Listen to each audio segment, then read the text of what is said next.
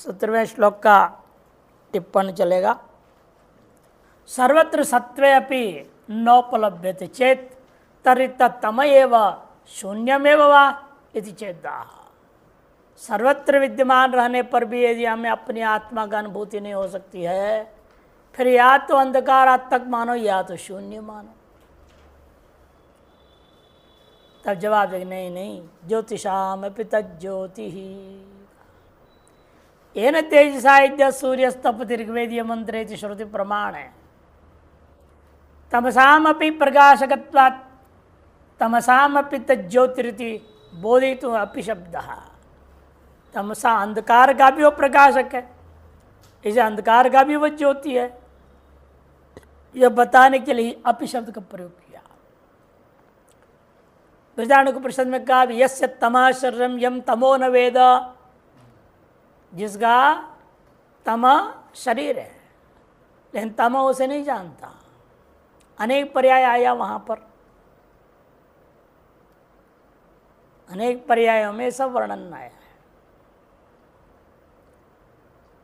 पृथ्वी यस्य पृथ्वी शरीरम यम पृथ्वी न वेद, देवता ब्राह्मण क्षत्रिय सबको ले लिया अलग अलग पर्यायों में। उसमें एक पर्याय में 3, 7, 13 में बात कहा जिसका अंधकार जो है शरीर है, इन अंधकार उसे नहीं जानता। इन अंधकार से के भीतर वह रहता है और अंधकार को नियमन करता है। तमस्यंतरम सत्वा तमो यमयति, ये शब्दावली है वहां पर। तम परे देवे एक ही भवती, ये अंधकार भी अंत में कहाँ होगा विलय, ये भी परे देवे एक ही भवंती, परमात्मा पर ब्रह्म ही एकीभूत हो जाता है। सुबालोपनिषद में कहा गया आदित्य वर्णम तमस परस्तात्, आदित्य का भी जो प्रकाशक है उसको भी प्रकाश जो दे रहा है वह अंधकार से परे है, तमस परस्तात् का है।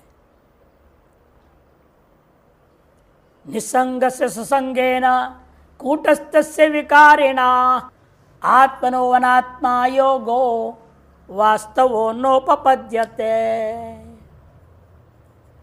निसंगस्य सुसंगेन, निसंग का ससंग के साथ योग नहीं हो सकता। कूटस्थस्य विकारिणा योगो वास्तवो नोपपद्यते, कूटस्थ का विकारी के साथ भी संबंध वास्तविक नहीं हो सकता। हम आत्मा का अनात्मा के साथ संबंध जो है कभी भी वास्तविक नहीं हो सकता। इसलिए कहना पड़ता है कई बार आपका रास्ता अलग है जी, हमारा रास्ता अलग है। हमारा और आपका कोई संबंध, कि गृहस्थी का अपना मार्ग अलग है, सन्यासी का अपना मार्ग अलग है। दोनों एक मार्ग में एक नौका पे तब चल सकते हैं तो दोनों ही वेदांत में लगने को तैयार हो। और एक अपना वेदांत में लगना चाह रहा है, दूसरा अपना बात बात में धंधे की बात ही कर रहा है, व्यापार की बात करता है, आमदनी की बात करता है। बार बार वेदांत भूल जाता है, अपने शारीरिक दुखों में ही रह जाता है।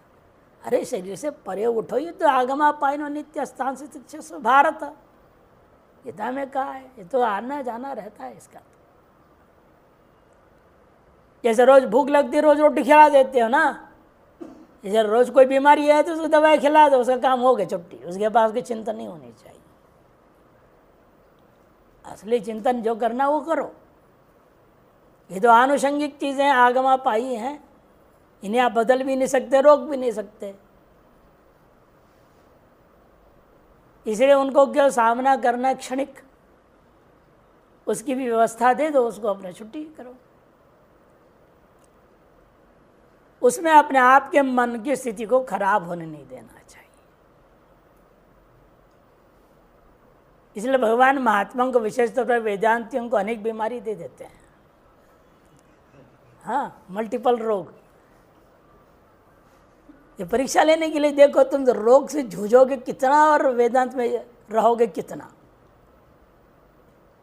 किस तरह कितना तुम्हारा दिमाग चलता है, ये देखने के लिए भगवान जान करके रोगों को देते हैं।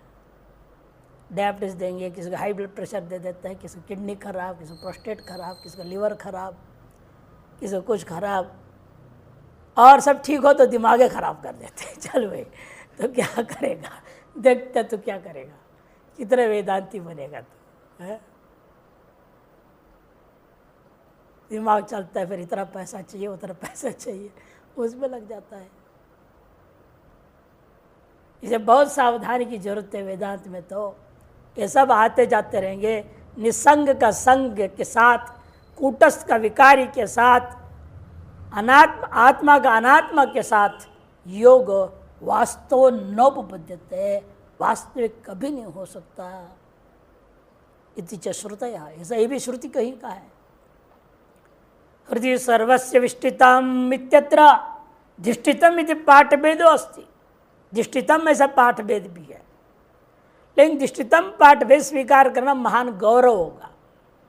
कल्पना बहुत करनी पड़ेगी कि धिष्ठितम में स्था धातु है, विष्टितम में भी स्था धातु है, वी स्था है, क्ता हुआ, इट हुआ, स्थितम बना, वी और स्थितम है, वी के कार्य सकार को मनुष्य कर हुआ, तकार को ष्टुत हो गया, विष्टितम बन गया। धिष्ठितम में आपको अधिक कल्पना क्या करना, अधि मानना पड़ेगा उपसर्ग, तब इष्टितम बनेगा। इकारांत उपसर्ग माने भी ना, वहां पर इन नहीं मिलेगा, इन नहीं मिलेगा तो मूर्धन्य शकार नहीं होगा ना, ष्टुत्व नहीं होगा।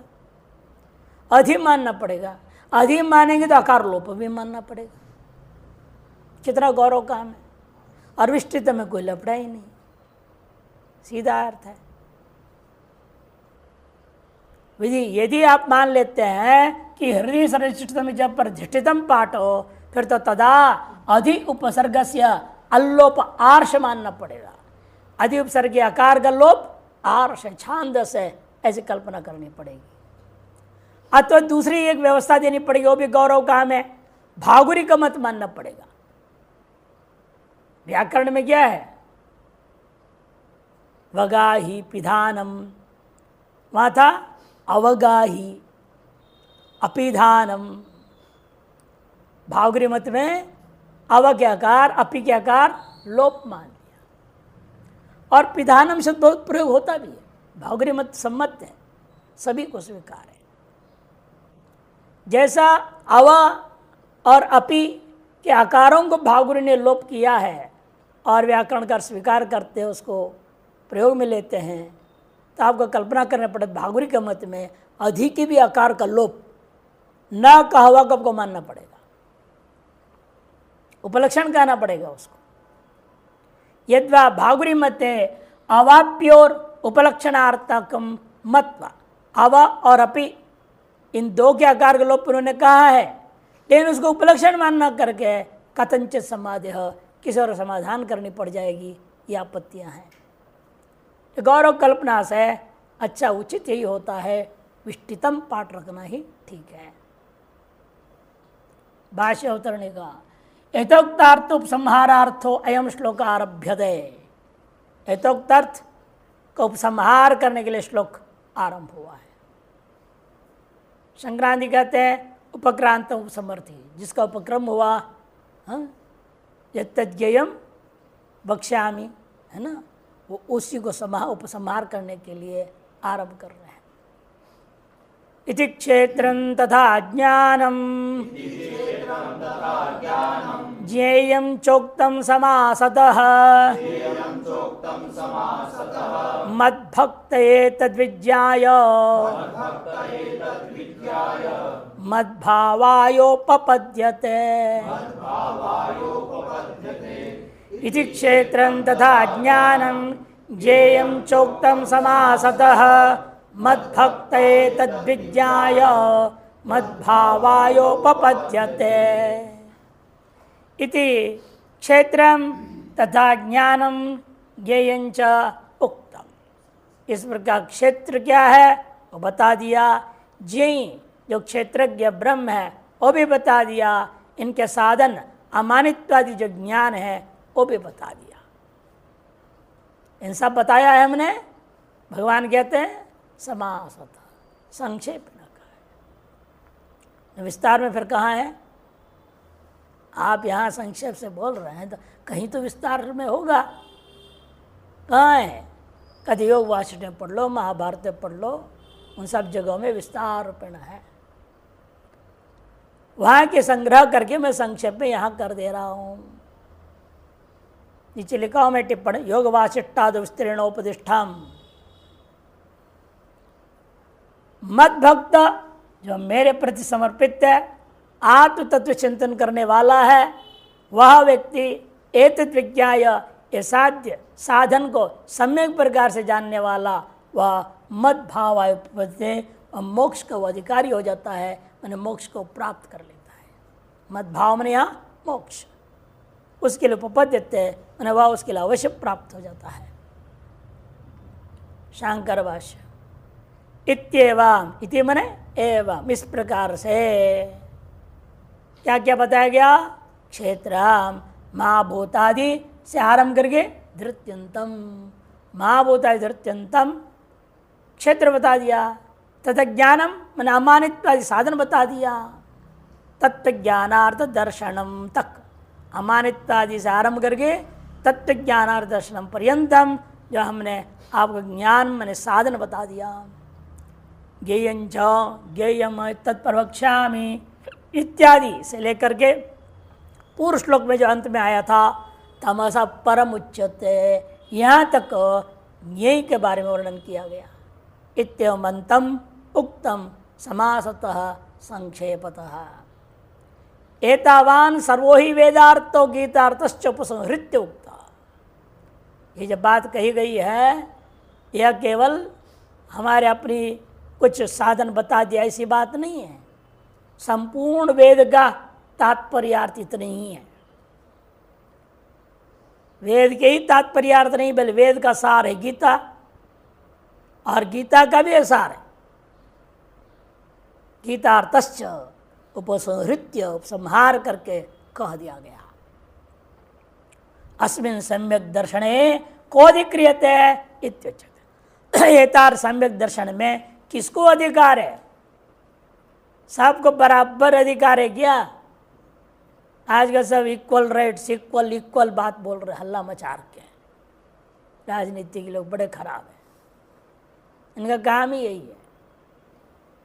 भाई संभव ही नहीं है, असंभव की परिकल्पना लोगों को सामने बता देते हैं ये लोग।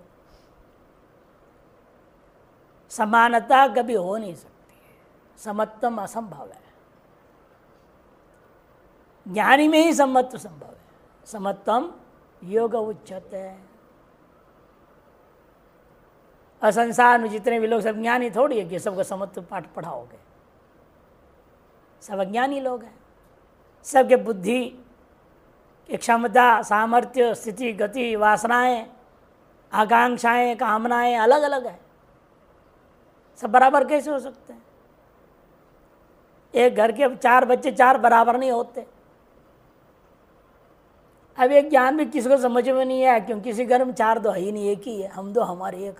अब समस्या है वहाँ, उनको कैसे समझाएंगे? 4 बराबर बच्चे नहीं होते, वो कहते हमारे 4 है ही नहीं, तो हमें क्या मालूम। उसे कहना पड़े तुम स्कूल कॉलेज वगैरह पढ़ा लिखा तो होगा ना, ऐसा बराबर देखिए तुम्हारी कक्षा में सबको बराबर मार्क्स मिला? कभी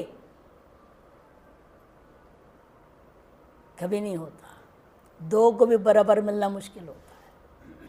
40 से तो 40 के मार्क अलग अलग होते हैं।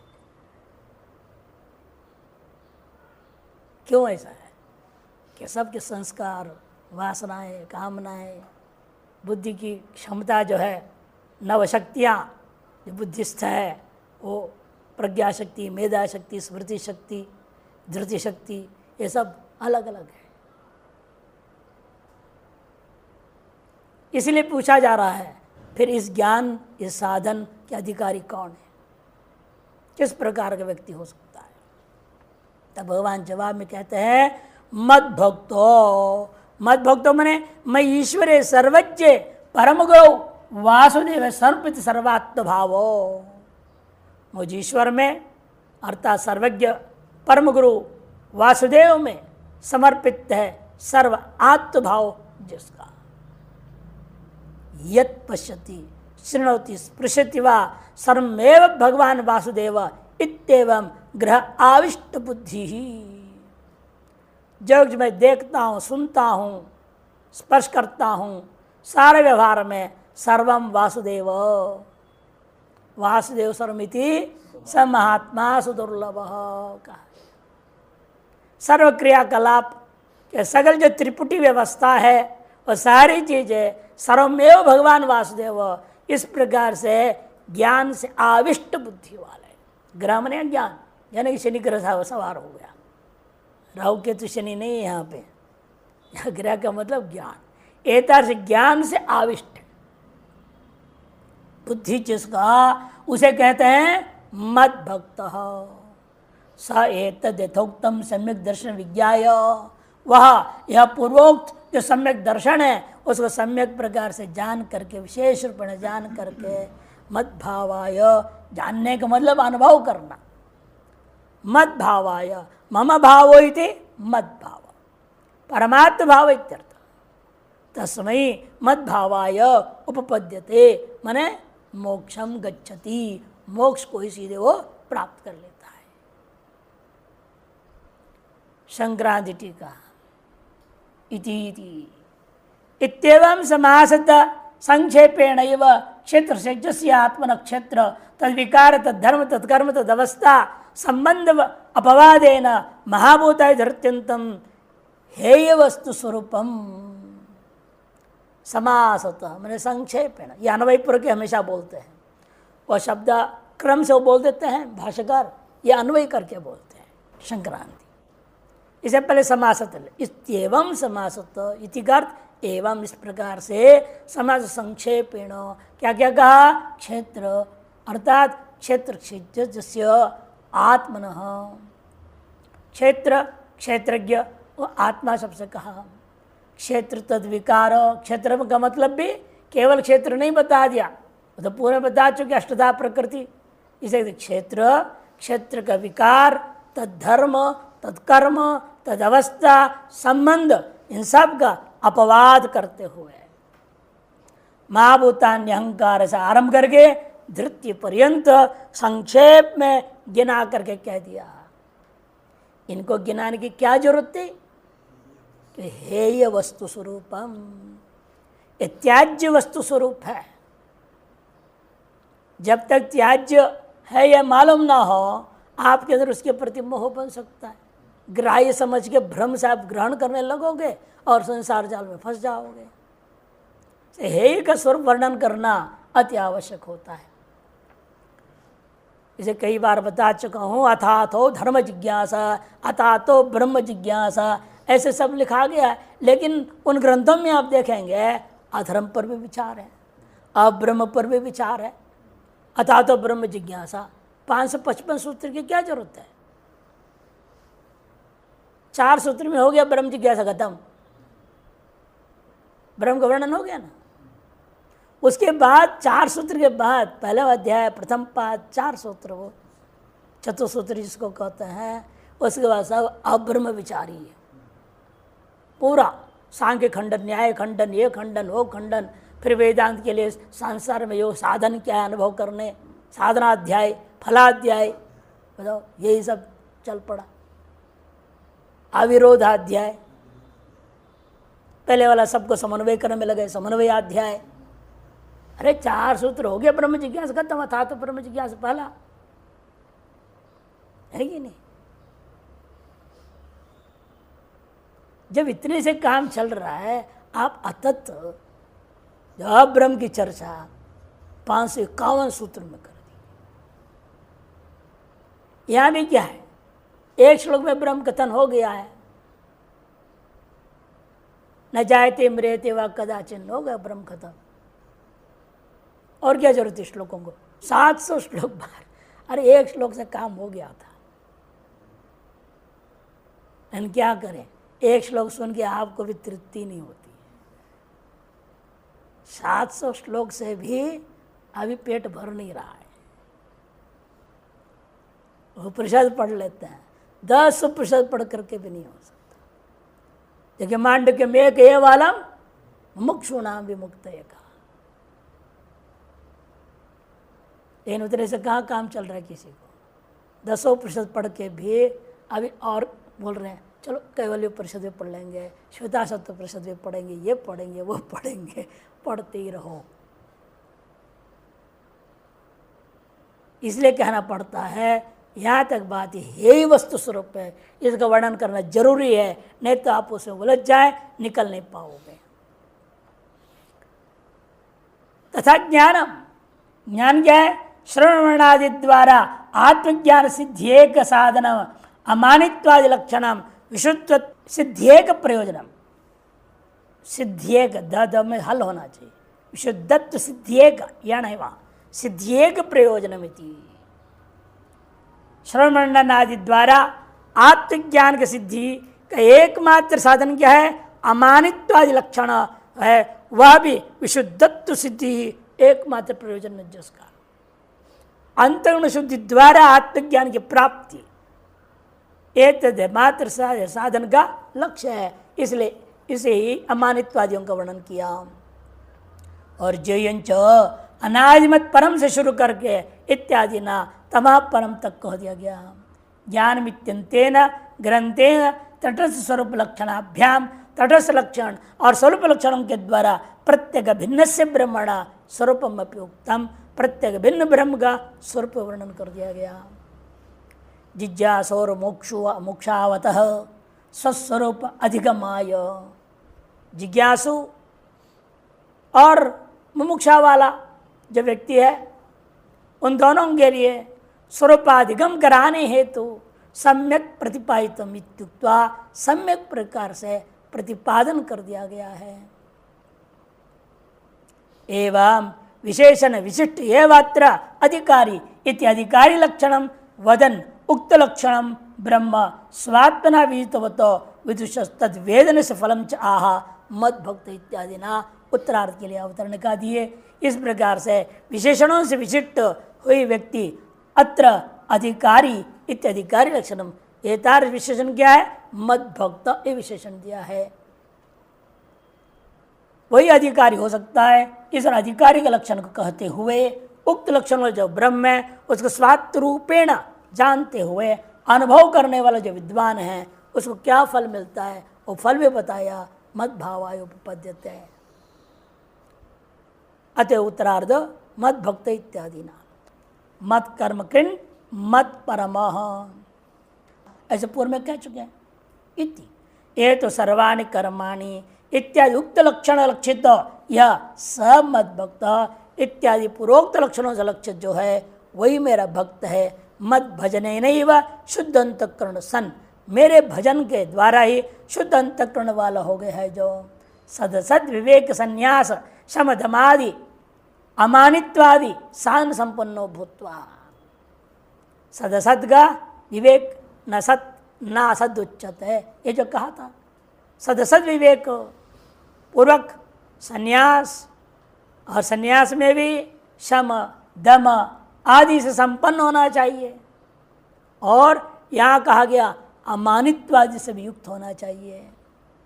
ऐसे साधनों से जो संपन्न होकर ब्रह्मविद अनुग्रहात कोई न कोई ब्रह्मविद आचार्य के अनुग्रह से क्षेत्र क्षेत्र के स्वरूपम सम्यक विविच्य, क्षेत्र क्षेत्र के स्वरूप को सम्यक प्रकार से विवेचन करके विविच्य क्षेत्र तद्धर्मादीन परित्यज्य, क्षेत्र तद्धर्म जो है ही है उनका परित्याग करके विशुद्धं केवलम चिन्मात्रम क्षेत्र के लक्षणम एतद निर्विशेषम परम ब्रह्म इदम एव अहम यदि स्वात्मना विज्ञाय, जो विशुद्ध है केवल है ऐसा चिन्मात्र क्षेत्र के लक्षणों ये तद निर्विशेष जो पर ब्रह्म है वही मैं हूँ, यह ब्रह्म ही मैं हूँ। इस प्रकार से स्वात्मा से अभेद करता हुआ विज्ञाय अनुभव करके तत्तादात्म्यापत्या, जीव ब्रह्म के तादात्म्यापत्ति भेदपूर्वक नहीं, तादात्म्यापत्ति से तत्रैव अहम बुद्धि प्रतिष्ठाय, ब्रह्म में ही अहम बुद्धि को प्रतिष्ठापित करके, अहम ब्रह्मास्मि से दृढ़ होकर के ब्रह्म विद्यति मद भावाय, जो ब्रह्म विद्यति है वह महद भावाय कल्पते उपपद्यते। मद भावाय मैंने मम ब्रह्मणो भावयते मद भाव कैवल्यम इत्यर्थ, मोक्ष। निर्विशेष ब्रह्मात्मनावस्था लक्षणम, निर्विशेष ब्रह्म रूपेण अवस्थित होना रूपा जो मोक्ष है, तस्मै मोक्षाय उपपद्यते। पतिते अस्मिन् उपाधौ पूर्णात्मना तिष्ठति इत्यर्थ। जिस क्षण यह उपाधि खत्म हो जाए, मर जाए, ब्रह्मलीन होना बोल देते हम लोग, वह वास्तव में ब्रह्मलीन हो जाएगा, पूर्णात्मना वह अवस्थित हो जाता है, माने विधेय मुक्ति को प्राप्त करता है। पहले जीवन मुक्त रहा और जीवन मुक्त काल में जीवन मुक्ति का आनंद लेते हुए अंत वह विधेय मुक्त हो जाता है। टिप्पण उपसंग्रियते इति समासतः संक्षेपतः यद वशिष्ठादिना योग वासिष्ठादो विस्तरेण उपदिष्टाम। वशिष्ठादिना में दो आ मात्रा हो गया, ये क्या मात्रा होना चाहिए? वशिष्ठादि महर्षियों के द्वारा, वशिष्ठ है योग वासिष्ठ में, व्यास है महाभारत में, रामायण में विभिन्न प्रसंगों में ज्ञान की बहुत विस्तृत साधन की विस्तृत वगैरह चर्चा है। किसी न किसी के मुख से एक संवाद के रूप में महाभारत यही है, एक प्रश्न पूछेंगे तो उसके जवाब में एक कहानी शुरू कर देंगे। पहले ऐसे हुआ था और ऐसे हुआ वैसे हुआ, तो उस तरह से मुक्त हुआ। कोई भी प्रश्न हो उसके लिए बीती हुई किसी अन्य कल्पांतरीय कहानी को लेकर के आरंभ कर देते हैं, और वह भी संवादात्मक की लेंगे ताकि ग्रहण करने में सुविधा हो। सीधे यहां भी देखिए अर्जुन और कृष्ण का संवादात्मक है। उपनिषदों में अधिकतर क्या है, संवादात्मक की दिया, और सीधा उपदेश जहां पर वो पल्ला नहीं पड़ता किसी के कुछ ठीक से। ईशावास्य उपनिषद पचता नहीं है, मांडव्य उपनिषद पचता नहीं, वो संवादात्मक नहीं है, वो सीधे उपदेश है। कितने उसको ग्रहण कर पाते हैं? जब तपोवन महाराज जी ने चिन्मयानंद जी को पढ़ाए और ईशावास्य पूरा कर दिए, वो जानते थे ये अधिकारी नहीं है, लेकिन क्या करें, शिवान जी महाराज ने भेजा है तो पढ़ाना पड़ेगा, तो पढ़ाया उन्होंने। और जैसे हुआ समाप्त, अगला दिन ही ये पहुंच गए कि अनुप्रसाद लेकर के। तो उन्होंने पूछा, अरे हजम हो गया कि ईशावास्य उपनिषद तुम भंडारा समझते हो, खा के हजम कर लोगे हैं? जाओ ठीक से मनन करो। आओ, उसके बाद हिम्मत ही नहीं हुई चिन्मयानंद जी को जाने की उनके पास, लेकिन रोज जाते थे पाठ के लिए नहीं, सेवा करके। 3 महीने तक ना उन्होंने कुछ कहा न इन्होंने कुछ कहा, हिम्मत नहीं हो रही इनको। फिर वही बात बोले, पचा क्या मुश्किल पड़ेगा ना, हाँ भी कर सकते ना भी नहीं कर सकते। फिर 3 महीने उन्होंने खुद ही कहा, अरे कुछ तो पच गया होगा, भले पूरा नहीं पचा, कुछ तो पचा है, तो कल से आ जाना। तो केनोपनिषद शुरू की। यहाँ तो एक पाठ पूरा नहीं होता, अगला कौन सा चलेगा पहले से पूछ, 15 दिन पहले से ही पूछना शुरू कर देते हैं, और कहते हैं कि हमें खरीदना है इसलिए पूछ रहे हैं। अरे कुछ तो जुगाली करो, इसे बड़ा कठिन काम होता है ये। वहाँ जो विस्तार है वशिष्ठादियों में, योग वासिष्ठादि में विस्तरेण उपदिष्टम तदेव मया संक्षेप निर्दिष्टम इत्यर्थ, वही मेरे द्वारा यहाँ संक्षेप से कह दिया गया है। मद भक्त एतत्रयम् भक्त्यैव विज्ञाय, मेरा भक्त इन तीनों को भक्ति से ही जान लेगा तो मद भावम प्राप्नोति इत्यर्थ, मद भाव को प्राप्त कर लेता है। इन तीनों को क्षेत्र, ज्ञान, ज्ञेय। क्षेत्र जो त्याज्य है, साधन जो ग्राह्य है, और लक्ष्य जो ज्ञेय ब्रह्म है। ये तीन होता है, त्याज्य, ग्राह्य और फिर अंत में लक्ष्य। इसके लिए आरंभिक साधन में क्या बोलते हैं हम लोग? त्याज्य कौन है? पंचमकार, ये त्याज्य है। ग्राह्य कौन है? पंचगकार, और पंचगकार आरंभिक है, अंत में पंचसकार, तब लक्ष्य होता है ब्रह्मानुभूति। इसलिए पंचग स महत्वपूर्ण है, जितना उतने ही महत्वपूर्ण है पंचम, जिसको त्यागना है। सबसे पहले वो बताना पड़ता है, त्याज्य पंचमकार बताओ, कौन से पंचमकार?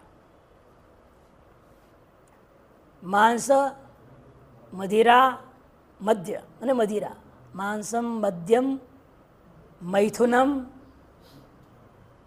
मुद्रा, मत्स्यंच, ये पंचमकार है। भिन्न भिन्न है। मांस पशु मांस को लेंगे,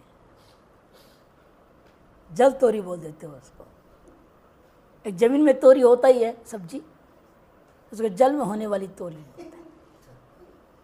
इसलिए अलग से पहले पूर्व जो समझते थे, इसे पहले लिख दिया, मत्स्य को अलग से ये ना आया, इसको सब्जी मत मानो भाई, ये तोरी नहीं है, उसको निषेध कर दिया।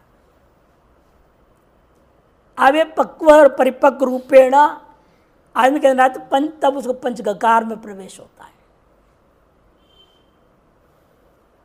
पंचगकार में पहले गौ है, सबसे पहले गौ, क्योंकि उसी के दूध से तुम बड़े हुए। फिर वो पवित्र करने गंगा इस्तेमाल हुआ, इसलिए गंगा। गौ, गंगा, गायत्री, गायत्री और गुरु और लक्ष्य गोविंद, ये पंचगकार होता है। गौ, गंगा, गायत्री, गुरु, गोविंद। फिर पंचसकार होता है। पंचसकार पहला है सजग हो जाओ, सजग होना, हर क्रियाकलाप, व्यवहार, बोल चाल, देखना सुनना, हर चीज में सजगता आनी चाहिए। अवेयरनेस जिसको कहते हैं अंग्रेजी में। गलत तो नहीं हो रहा है, शास्त्र विरुद्ध तो नहीं हो रहा है, शास्त्र अनुरूप आचरण के लिए अत्यंत पहले सजगता महत्वपूर्ण होता है। जब सजग हो जाओगे, संभल जाओ, उत्तिष्ठ, जागृत, संभलना। जब संभल जाओगे तो सुधरोगे। तीसरा सकार सुधरना, अलर्ट हो गए, अवेयरनेस के बाद अलर्ट हो गया, संभल गया। संभल हो गया तो अब उसको चेंजेस लाओ, सुधार लाओ। जब सुधारते जाएंगे तब साधन में प्रवेश होगा। चौथा साधन आता है, तब अंत्यसकार साध्य है। ये पंच सकार में हमारा प्रवेश और अंत में अंतिम जो सकार वह हमारा लक्ष्य साध्य है, उसमें निष्ठा हो जाती है। इसे त्याज्य पंचमकार, ग्राह्य पंचगकार और सकार, जो कि अपने अंत में लक्ष्य को प्राप्त कराता है, हमेशा तीन कोटि में ली जाती है। वही यहां पर भी इन्होंने कहा क्षेत्रम ज्ञानम ज्ञेयम। त्याज्य क्षेत्र, साधन है ज्ञान अमानित्वादि, और जय है ब्रह्म लक्ष्य।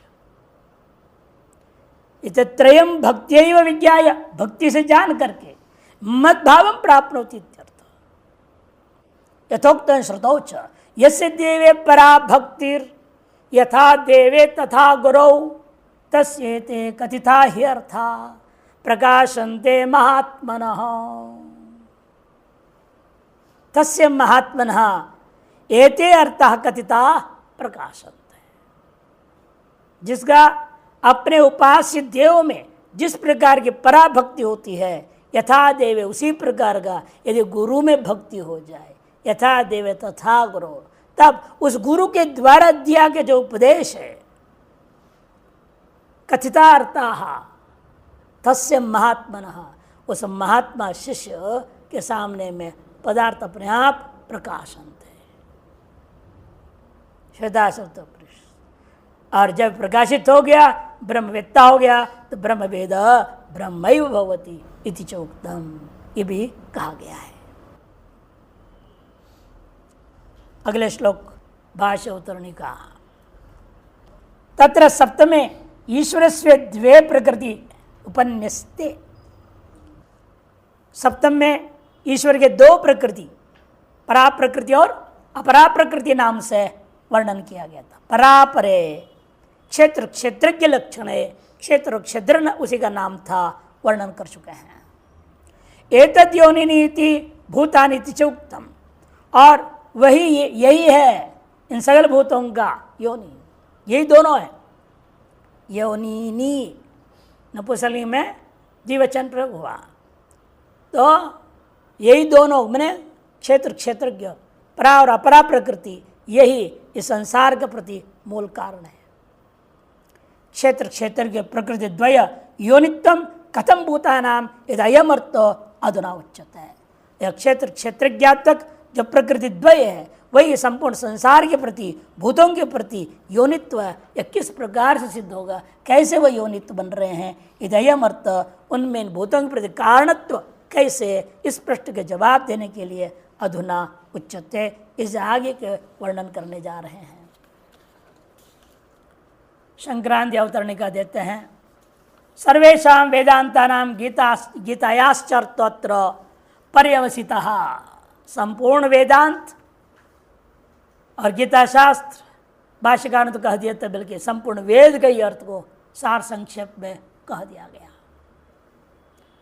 तथापि यद्यपि अध्यार कर लो, यद्यपि सर्वेषां वेदांतानां गीतायाश्चर्तत्र पर्यवसितः, पर्यवसान कर दिया, उपसंहार कर दिया गया। तथापि सप्तमे एतद् योनिनि भूतानिति यत् परावर प्रकृत्य संसार कारणत्वं जन्मादि तत्कारणत्वं च सूचितं तद इदानीं कार्यकरण कर्तृत्व इत्यादि यावत् संजायते किंचित सत्त्वं स्थावरमिति च विस्पष्टयितुं क्षेत्र क्षेत्र और विवेके कृते सति अपि अविद्युतं प्रकृति पुरुषोर अनादित्वं विकाराणां गुणानां च प्रकृति कार्यत्वं क्षेत्र से क्षेत्रज्ञे प्रतिमान संसारस्य गुणाध्यास मूलकत्वं संसृते प्रकृति धर्मत्वं आत्मनो निर्विकारत्वं असंगत्वं अकर्तृत्वं अभोक्तृत्वं असंसारित्वं च स्पष्टीकर्तुम् उत्तर ग्रंथ आरभ्यते। इतने टीका को दोबारा लेंगे। ओम पूर्णमदः पूर्णमिदं पूर्णात् पूर्णमुदच्यते पूर्णस्य पूर्णमादाय